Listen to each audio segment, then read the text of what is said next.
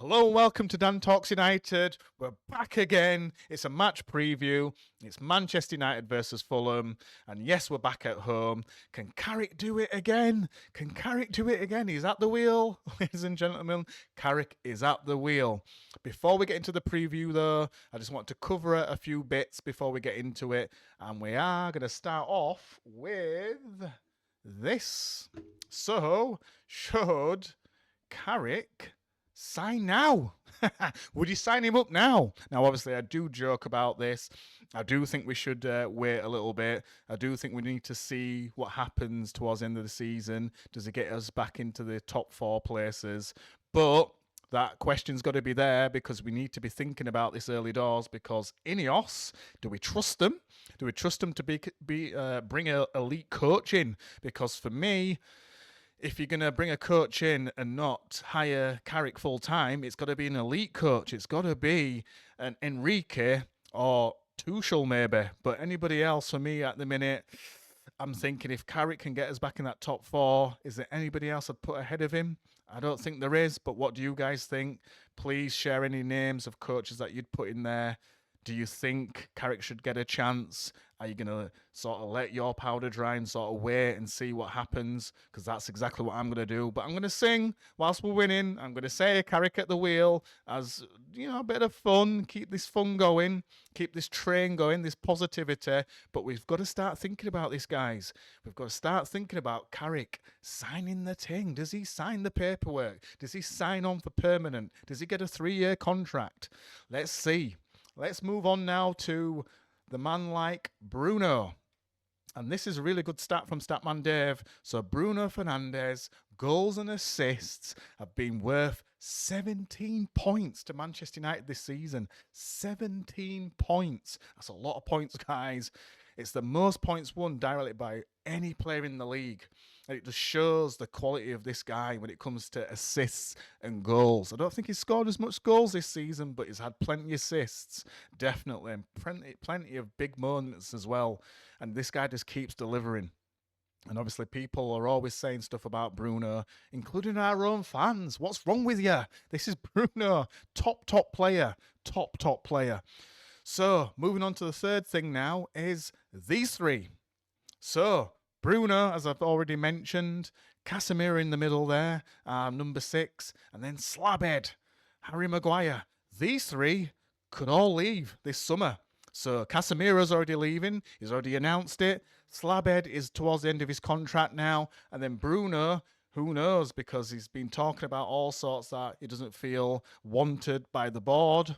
He's sort of flirted with the idea of going to Saudi. So who knows, or Qatar, whichever one it is, who knows? So we could lose all three of these guys. And is this our spine?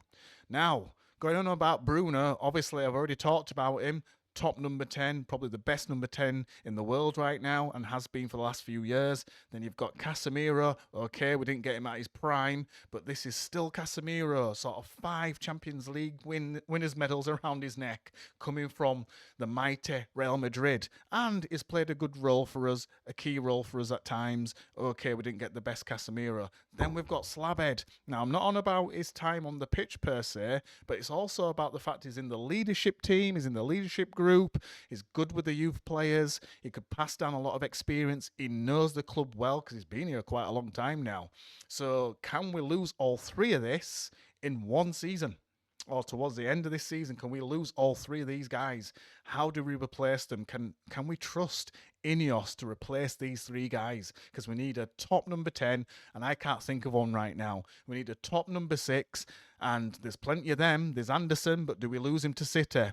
There's Wharton, but does he go to like an Arsenal or somewhere? And then you've got Baleba, but I wouldn't class him as a number 6. More box to box, a bit more like Kobbie Mainoo, to be honest with you. So we can bring Baleba in, but we definitely need a 6 on top of that. And it took us so long to bring a 6 in before Casemiro, and we really still didn't replace the 6 that we needed when you think about it, because we didn't get peak Casemiro. We didn't get the best of Casemiro.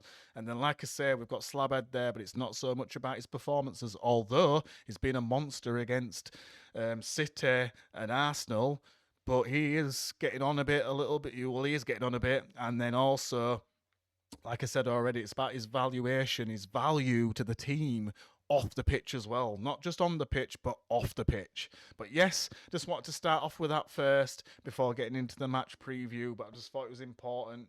And like I say, please let us know what you think. Please let me know if you think we could cope without these three. If we all left at the same time, I'm hoping that Bruno stays for another year or so, but who knows? And then it could be some value for Slabhead to stay if he was to stay on a reduced contract for me. I think I wouldn't want to miss out on a top centre back because he's on high wages. So for me, if that's what we're going to sacrifice, I'd have to say thanks for your time, Maguire, but we're going to have to move on. But please let me know what you guys think. But let's get into the preview. So this is a massive game in a sense. They're all massive games, but this is another massive game. How are we going to fare in this one? So yes, Carrick's come, he's at the wheel, he's beat City 2-0, he's beat Arsenal 3-2 at the Emirates, which is no mean feat to try and beat Arsenal at Emirates. I mean, they were undefeated there for a while, and they've had a cracking season, they're at top of the league, and we've beat first and second. So that's fantastic start for Carrick, and Carrick's currently at the wheel. But can we beat Fulham? Fulham that I'd expect to do more of a mid to low block. There's no sort of evidence so far that Carrick can beat that low block. And can he beat that sort of lesser team? Can he sort of drum it into the boys that this is just as important as the other two games? Because generally speaking, these players only get it up for the top sides. So can they get it up and beat Fulham? Because they struggled against Burnley, they've struggled against Everton. So a lot of these sort of lower half teams, they seem to struggle against. So they really need to put it in now. They really need to treat it like any other game. And we need to win this game and keep that run going, because we've got other teams on our tails like Liverpool, for example, and Newcastle and etc. and so forth. So we need to keep this train on its tracks. We need to be beating Fulham. We need to be beating Fulham well. And come on, let's get a clean sheet or something. But anyway, it's going to be a tough game. Let's not discount Fulham. They've had a good run, and on that, we're going to go on to FootMob and to see the run of both sides. And obviously, usually use FootMob. You've seen it before. We'll just do it really quickly. So ourselves on the left-hand side and Fulham on the right-hand side. So really quickly then, our draw against Leeds, then we drew against Burnley. So again, they're the sort of sides that I'm talking about. Can we break these sides down now under Carrick? Then we lost in the Cup, and then we beat City, as we know, and then we beat Arsenal 3-2 at the Emirates. Over on the other side then with Fulham, the drew with Liverpool, beat Chelsea 2-1. Then they beat Carrick's old side, Middlesbrough, 3-1 in the Cup. Lost against Leeds, and then they beat Brighton. So let's have a quick look at the sort of FootMob's predicted lineup for this match. So, as before, just put that down a bit. As before, we're on the left-hand side, they're on the right. So quickly just to run through this. Lamon's in net, no argument. Shaw at left back, yeah, I could go with that. Martinez and Maguire maintaining their partnership. They've been playing well so far, so I'll keep that. Delor at the right side there, probably go with that. And in the centre there, we've got Meno and we've got Casemiro. I would definitely start with that. For me, Ogati doesn't get a look in there for me. Then it's a toss-up then on the left-hand side. Do you bring Cunha into the fold? Because he deserves it after his winning strike against Arsenal, after his good play when he came on against City. Or do you bring Mount in there? Or do you put Ahmad on that side and then play Sesko up top and then put Mbeumo on the right-hand side? All up for debate, guys. What do you guys think?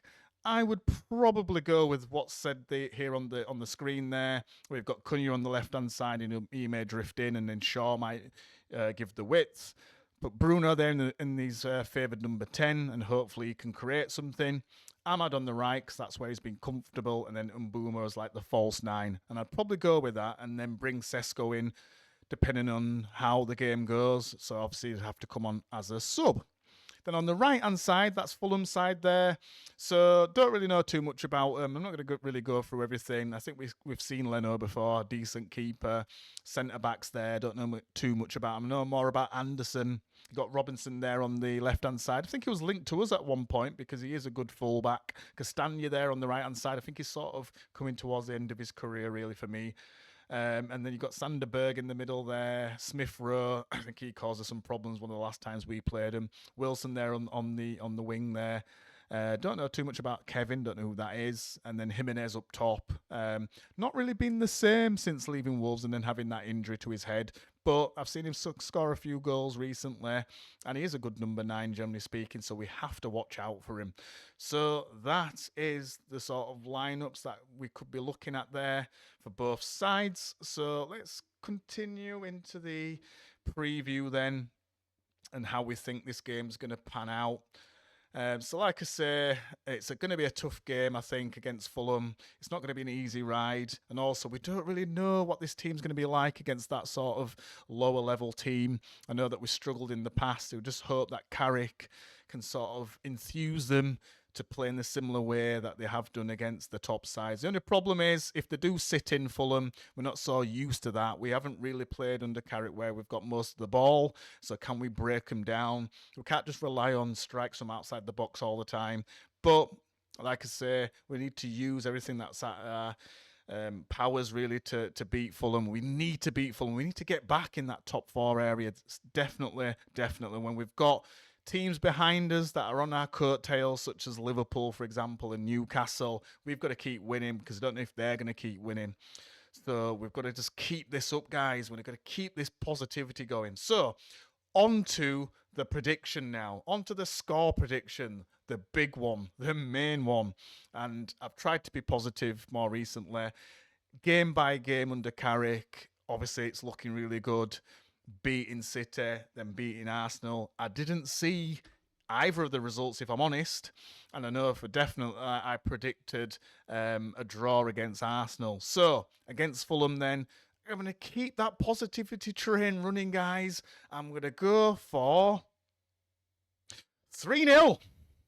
3-0, guys. I'm going for 3-0. Come on. Carrick at the wheel. United. But please put your score predictions below. Do you think we're gonna beat Fulham? Or do you think we're gonna draw or lose? We're at home though, guys. What are we gonna do? Let's keep that positivity going. I'm going for a win. What are you guys going for? But I'm gonna bring the video to an end there though, guys. Please press that subscribe button because it's really important to new channels such as this. Please like, please share, and I will see you on the next one after the game at Old Trafford against Fulham, and we're going to celebrate a win live after the match on Sunday. But again, thanks for watching Dan Talks United. See you later, people.